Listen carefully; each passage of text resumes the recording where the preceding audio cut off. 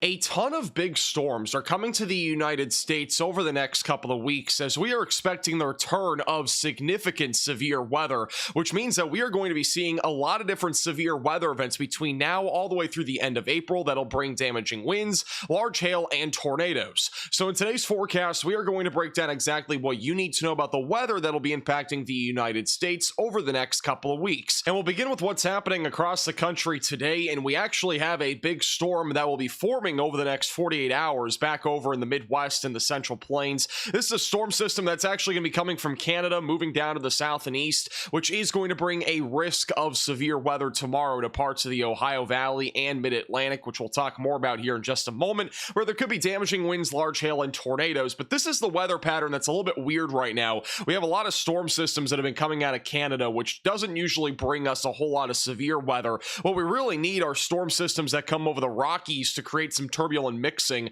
which will eventually lead to the return of significant severe weather. And I do think that is going to be happening as we go later into this week. So we are definitely going to be seeing some more significant severe weather in the near future. Now, our weather pattern has a very big factor in terms of what we're going to be seeing with severe weather over the next couple of weeks. And we're going to begin with our jet stream. Right now, we have a large ridge that is built across the Great Plains and a trough along the East Coast and a trough back over in the Pacific Northwest. This is essentially an omega block weather pattern, which usually doesn't promote a whole lot when it comes to severe weather because we basically have a huge wall that is preventing storms from entering into the Great Plains. And once again, during this time of the year, we usually have more significant storms when they cross over the Rocky Mountains, and we haven't really seen much of that recently. As we go into Monday and as well as into Tuesday, we'll have a storm system moving through the Ohio Valley in the Northeast, and this will bring a round of severe storms tomorrow to the Ohio Valley and Mid-Atlantic, which we'll talk more about here in a moment. By Thursday and Friday, you might be thinking, well, we got the return of the omega block, right? Another high pressure system building in. Not necessarily. This can be a weaker high pressure system, and what's going to happen is that we're going to be dealing with shortwave troughs that are going to attempt to move over the Rocky Mountains by the end of the work week, and these are the ones that are going to start to bring some significant severe weather to the Great Plains and even back into the Midwest as we go into Friday, Saturday, and Sunday. And notice that the European model, even by Sunday, is showing a very large low pressure system that builds over the Rockies and eventually ejects into the Central Plains, where more substantial severe weather would be possible. And then eventually by the middle and end of next week, which is by the end of April, we don't exactly know what's going to happen, but we do think that our weather pattern is going to stay very active since we'll continue to see a lot of troughing along the west coast and then ridging off to the east. This usually promotes a very active stretch of severe weather in the Great Plains, especially in April and May. Now let's talk more about the severe weather potential over the next several days, and we'll begin with tomorrow. We do have a slight risk of severe weather in place in the Ohio Valley and Mid-Atlantic, where we'll have a more elevated risk of damaging winds, large hail, and there's also a chance even for a couple of tornadoes.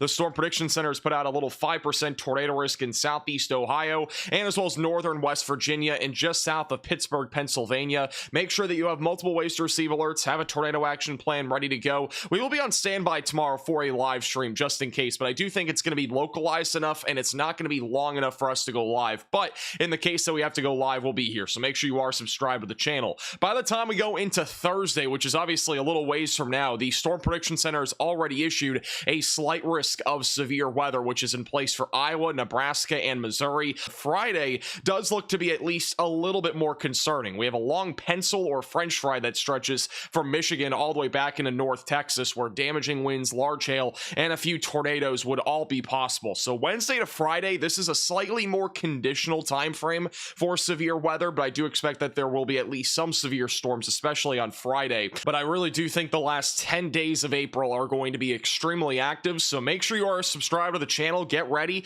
I know severe weather season was pretty active in March and even early April, but it's been quiet for about a week now, and it'll be quiet overall for the next few days until we really start to get into this active weather pattern Thursday and Friday. Obviously, severe weather possible tomorrow, but that's kind of one of those one-off events where it's only going to be happening once. It's not a continuation of severe weather over the span of 10 to 14 days like this system will probably be. And before we talk more about what's happening later this week, I do want to touch more on what's happening over the next 48 hours, beginning with tomorrow. This is our significant tornado parameter values. Generally speaking, tomorrow's threat of tornadoes is low, but it definitely isn't zero. We have values between 1 to 2 out there, which does at least indicate a low-end chance for a couple of tornadoes, mainly in Pennsylvania, West Virginia, Eastern Kentucky, and Southeast Ohio. This is only expected to be an afternoon risk. We're not really expecting much in terms of our evening threat or even morning warning threat, so definitely stay weather aware during the afternoon and very early evening hours for damaging winds, hail, and even a couple of tornadoes. So here's the timing for tomorrow. There will be some passing showers overnight tonight into early tomorrow morning across Pennsylvania, West Virginia, and New York, but really severe weather will start to ramp up just after lunchtime. This is about 1 o'clock. Right around Cincinnati and Dayton, there will likely be at least 1 or 2 storms that fire up, mainly with a large hail and damaging wind risk. I think our tornado risk does increase a little bit right around 3 o'clock as the storms or storm will be approaching West Virginia and as well as the Ohio border. Eventually, by the time we get closer to 4 to 5 o'clock, a little bit more of a scattered area of thunderstorm activity developing in both Pennsylvania, West Virginia, and eastern Ohio. And by around 6 to 7, this will become more of a cluster of thunderstorms approaching Maryland.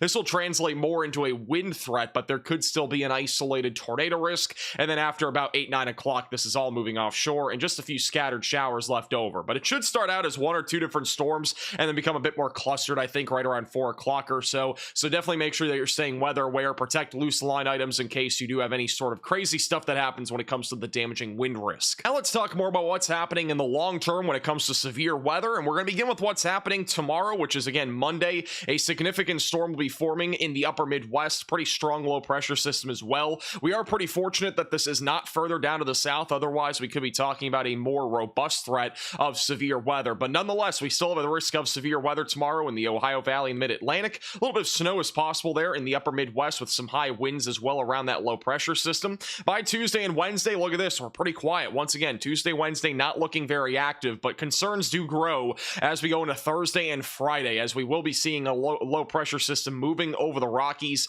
bringing at least a conditional risk of severe weather Thursday to the Central Plains. Could stretch a bit further down to the south as well. And then on Friday, we are going to have a much more, I think, disorganized area of thunderstorm activity, but an elongated area where we could see severe weather anywhere from Texas into the Great Lakes, mainly during late Friday afternoon and into the evening hours. By Saturday, that storm system moves out, and then we're likely going to see another big storm form as we go into late Saturday and Sunday in the central and southern plains, once again bringing a risk for severe weather while a ridge builds to the east. And this is going to allow for multiple storm systems to crash into the Great Plains and bring the risk for severe weather this weekend and eventually next week. By late Monday and Tuesday, another round of severe storms is definitely going to be in play anywhere from the Mississippi River Valley back into the Midwest. And then by the time we go into Tuesday, Wednesday, and Thursday of next week, things become a lot more uncertain. But again, there is likely going to be a long stretch here of severe weather over the next couple of weeks. Make sure that you're staying weather aware. It's been quiet again for the last 7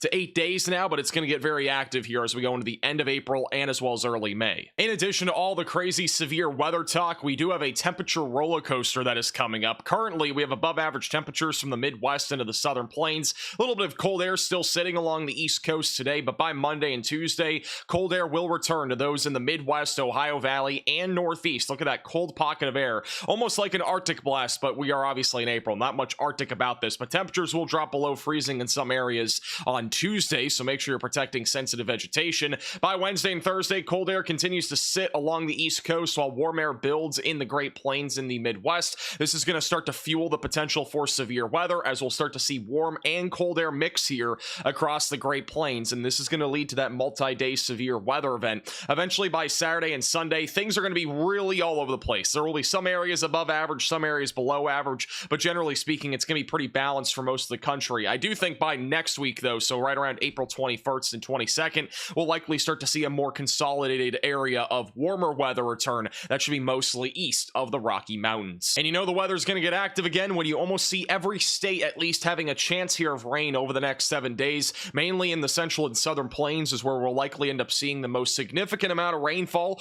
over the next 5 to 7 days. And then this is the Cloud Prediction Center's forecast in terms of how much rain we can see between Sunday of next weekend, so the 20th all the way through the 26th. And notice pretty much every area right now has an above average chance of seeing rainfall anywhere from the Rockies back into the Northeast. The only area that does not is the West Coast. If you're over on the West Coast, drier than normal conditions are likely to continue. And then in terms of our temperatures, above average temperatures are likely from Sunday of next weekend all the way through Saturday of the following weekend. So again, pretty much the last full week of April, anywhere east of the Rockies, and then below average temperatures to the west of the Rockies. And as always, thank you all so much for watching today's forecast. If you are new to the channel, make sure to subscribe down below. We'll have videos pretty much every day, I think, here for the next couple of weeks. It's going to be a very active stretch of weather, so no more every other day videos from the looks of it. So make sure you are subscribed to the channel and click the bell icon so you're notified with the latest updates. And if you've not already, make sure to check all of our social media pages on Twitter, Facebook, or even here on YouTube in our community tab. We do have a big announcement. Make sure you go check that out. Thank you guys all so much for watching. We'll see you guys all again tomorrow.